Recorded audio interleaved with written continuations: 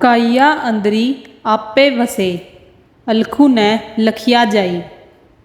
इंसान के अंदर वह वाहिद हुला शरीक कुल मालिक आप बैठा हुआ है, जो 9 दीवारों में बैठे हैं, जिनका ख्याल बाहर है, आँखों के नीचे है। उनके लिए वह मालिक अलग है, अदृष्ट है, वह उन्हें नज़र नहीं आता। जिन साधनों से वे उसे ढूंढते हैं, उनके द्वारा वह मिलता नहीं। मनमुखु मुग्धु बूझे नाही, भारी भालनी जाई। गुरु साहिब कहते हैं कि वे मनमुख है, मूर्ख है। जब परमात्मा उनके अंदर है, उसे वे बाहर ढूंढते फिरते हैं। लड़का बगल में है और ढिंडोरा शहर में। लड़का गोद में है और सारे शहर में ढिंडोरा पीट रहे हैं कि मेरा लड़का खो गया है।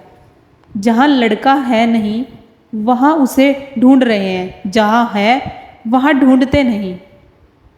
इसी तरह परमात्मा को पाने के लिए कोई तीर्थों की ओर दौड़ रहा है, कोई मंदिरों की ओर दौड़ रहा है, कोई मस्जिदों की ओर दौड़ रहा है, तो कोई कागज़ों को पलट रहा है। वह मालिक अंदर है, पर लोग अंदर जाने का यत्न नहीं करते।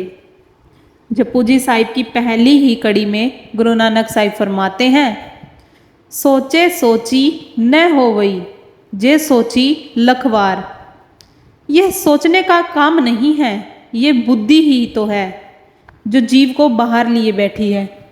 इंसान को चाहिए कि अक्ल और चतुराई को छोड़ दे। जब तक यह अपनी चतुराई के आश्रय बैठा हुआ है, तब तक अंदर नहीं जा सकता। जब से यह जीव माँ के गर्भ से निकला, तब से दुनिया के संस्कार इकट्ठे कर रहा है। जब यह भजन में बैठता है, ये संस्कार इसकी आंखों के आगे आ जाते हैं। अगर एक संस्कार को दूर करता है, तो और दूसरा आ जाते हैं। इसमें पढ़े लिखे और अनपढ़ दोनों एक समान ही हैं, बल्कि अनपढ़ कहीं अच्छे हैं कि जैसा उनको बताया जाए वैसा ही वे चुपचाप अमल कर जाते हैं। जिस तरह एक आदमी सीधा साधा आकार पूछता है कि मुझे ब्यास जाना है, आप उसे कहते हैं कि ब्यास को यह रास्ता जाता है। वह उस रास्ते के आधे पौने घंटे में ब्यास पहुंच जाता है। एक पढ़ा लिखा चंचल बुद्धि वाला आता है और ब्यास का रास्ता पूछता है। आपने ब्यास के रास्ते की ओर इशारा कर दिया, पर वह दलीलबाजी करता है और पूछता है कि तुम कभी ब्यास गए हो या और कोई रास्ता नहीं है। वह बातें करता है पर जाता नहीं, इसलिए जितनी दलीलबाजी की उतना समय बर्बाद किया। पढ़े लिखों का मन चंचल होता है, वे आसानी से विश्वास नहीं करते और व्यर्थ बहस में समय बर्बाद करते हैं। सतगुरु सेवे सदा सुखू पाए, सतगुरु अलखू दिता लखाई। जो प्रेमी जन सतगुरु के आदेश के अनुसार अंदर गए और जिन्होंने अंदर जाकर नाम के साथ अपनी आत्मा को जोड़ लिया, उन्होंने सतगुरु की सेवा कर ली। सतगुरु कहता है कि अंतर में नाम के साथ जुड़। जो जुड़ गया वह सच्चा सेवक है। जो 9 दीवारों में बैठे हैं और कहते हैं कि उसका कोई रूप नहीं, उसे कैसे मिले, उनके लिए वह अलग है।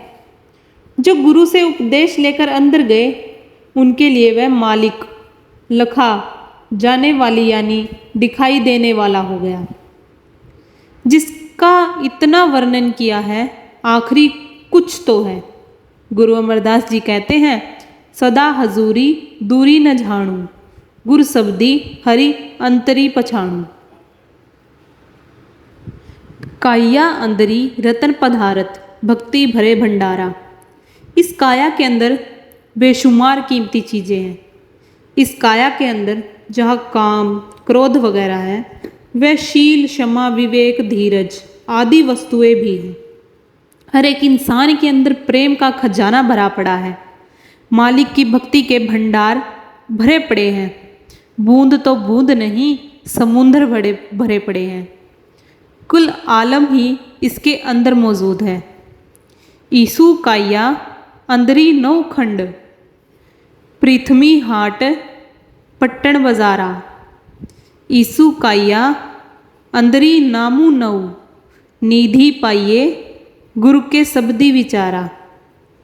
एक और अनुपम वस्तु इस शरीर के अंदर है, वह है नाम, 9 निधियाँ और 18 सिद्धियाँ देने वाला।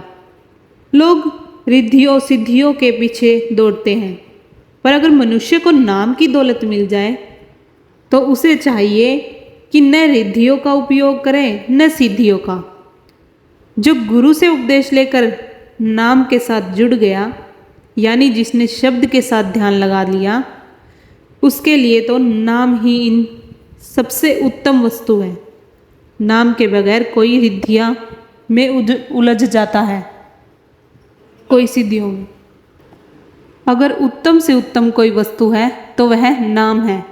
इसे चाहिए कि नाम की धारा से जुड़कर उसके साथ साथ होकर वहाँ पहुँच जाए जहाँ से नाम की धारा आ रही है।